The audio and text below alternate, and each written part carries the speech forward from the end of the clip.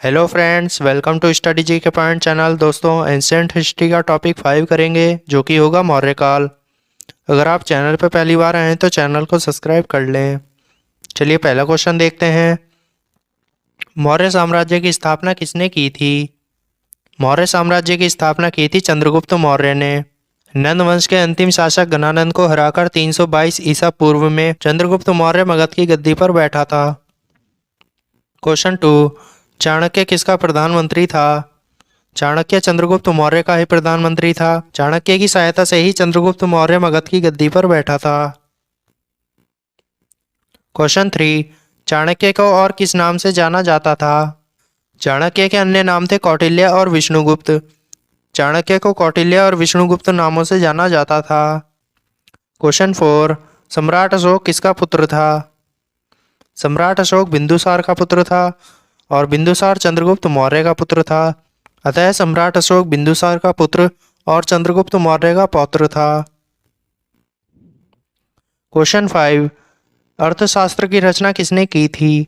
अर्थशास्त्र पुस्तक की रचना की थी चाणक्य ने और यह पुस्तक संबंधित है राजनीति से। इस पुस्तक में राजनीतिक नीतियों का वर्णन है। क्वेश्चन 6, मुद्रा राक्षस नाटक का विषय क्या है? मुद्रा राक्षस जो कि लिखा गया है विशाखा दत्त के द्वारा, इसका विषय है चंद्रगुप्त मौर्य। इस नाटक में चंद्रगुप्त मौर्य के जीवन काल का वर्णन है। क्वेश्चन 7, मेगास्थनीज भारत में किसके दरबार में आया था? मेगास्थनीज जो कि सेल्यूकस निकेटर का राजदूत था, वह चंद्रगुप्त मौर्य के दरबार में 304 ईसा पूर्व में आया था। क्वेश्चन 8, इंडिका पुस्तक के लेखक कौन थे? इंडिका पुस्तक के लेखक थे मेगास्थनीज। इस पुस्तक में मौर्य काल के इतिहास का वर्णन मिलता है।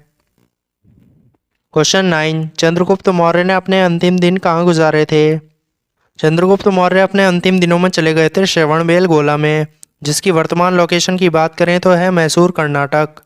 चंद्रगुप्त मौर्य ने अपने अंतिम दिनों में उपवास के कारण शरीर त्याग दिया था। क्वेश्चन 10, मौर्य काल के दौरान शिक्षा का सबसे बड़ा केंद्र क्या था?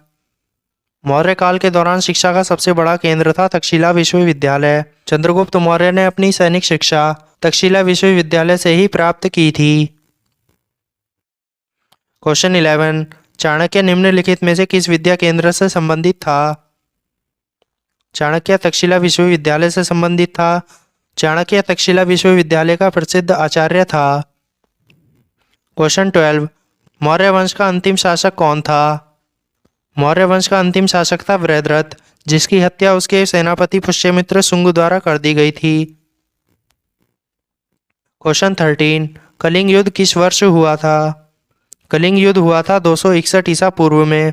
269 ईसा पूर्व में अशोक के मगध की गद्दी पर बैठने के 8 साल बाद कलिंग युद्ध हुआ था। क्वेश्चन 14, कलिंग युद्ध विजय का वर्णन अशोक के किस शिलालेख में है? कलिंग युद्ध विजय का वर्णन है 13वें शिलालेख में। इस शिलालेख में कलिंग विजय तथा भीषण मारकाट के कारण अशोक के हृदय परिवर्तन होने का वर्णन है। क्वेश्चन 15, अशोक के आक्रमण के दौरान कलिंग की राजधानी क्या थी?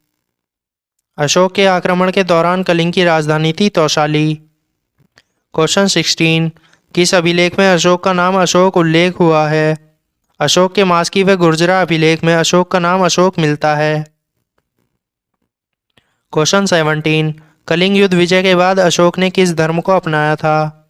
कलिंग युद्ध में भारी मारकाट देखने के बाद अशोक का हृदय द्रवित हो गया था और उसने बौद्ध धर्म को अपनाया था। क्वेश्चन 18, अशोक ने किस बौद्ध साधु से प्रभावित होकर बौद्ध धर्म को अपनाया था? तो उस बौद्ध साधु का नाम था Upagupta, option C. Question 19, Ashoka का उत्तराधिकारी कौन था? अशोक का उत्तराधिकारी या पुत्र था कुणाल। अशोक बिंदुसार का पुत्र था और बिंदुसार चंद्रगुप्त मौर्य का पुत्र था। क्वेश्चन 20, निम्नलिखित में किसका नाम देवानाम प्रियदर्शी था? देवानाम प्रियदर्शी अर्थात देवों का प्रिय, यह अशोक का ही नाम था। क्वेश्चन 21, प्रसिद्ध सांची स्तूप किसके समय में बना था? सांची स्तूप जो कि मध्य प्रदेश में स्थित है, यह बना था अशोक के समय में। अशोक द्वारा ही सांची स्तूप बनवाया गया था। क्वेश्चन 22, सांची का स्तूप किस कला और संस्कृति का निरूपण करता है? सांची का स्तूप बौद्ध धर्म की कला का निरूपण करता है। क्वेश्चन 23, सारनाथ में किस सम्राट का स्तंभ है? सारनाथ में अशोक का स्तंभ है। भारत का राज चिन्ह अशोक की लाट सारनाथ स्थित अशोक के सिंह स्तंभ से ही लिया गया है। क्वेश्चन 24, मौर्य साम्राज्य में प्रचलित मुद्रा का नाम क्या था? मौर्य काल में सोने चांदी और तांबे के सिक्के चलते थे और मुद्रा का नाम था पर्ण। क्वेश्चन 25, अशोक के शिलालेख किस लिपि में खुदे हुए हैं? अशोक के शिलालेख भारत में ब्राह्मी लिपि में खुदे हुए हैं। खरोष्ठी लिपि के अभिलेख पाकिस्तान से, जबकि ग्रीक व अरेमाइक लिपि के अभिलेख मिलते हैं अफगानिस्तान क्षेत्र से। क्वेश्चन 26, अशोक के अभिलेखों को सर्वप्रथम किसने पढ़ा? अशोक के अभिलेखों को 1837 ईस्वी में जेम्स प्रिंसेप ने पढ़ा था। क्वेश्चन 27, मौर्य काल में सीता से क्या तात्पर्य होता था? सीता से तात्पर्य होता था सरकारी या राजकीय भूमि से प्राप्त आय। क्वेश्चन 28, मौर्य वंश के बाद किस वंश ने मगध पर शासन किया? मौर्य वंश के अंतिम शासक बृहद्रथ की हत्या उसके सेनापति पुष्यमित्र शुंग द्वारा 185 ईसा पूर्व में कर दी गई और शुंग वंश की स्थापना की गई थी। शुंग वंश के बारे में जानेंगे अगली वीडियो में। ये वीडियो अच्छी लगी तो वीडियो को लाइक कर दीजिए और चैनल को सब्सक्राइब कर दीजिए। मिलते हैं अगली वीडियो में।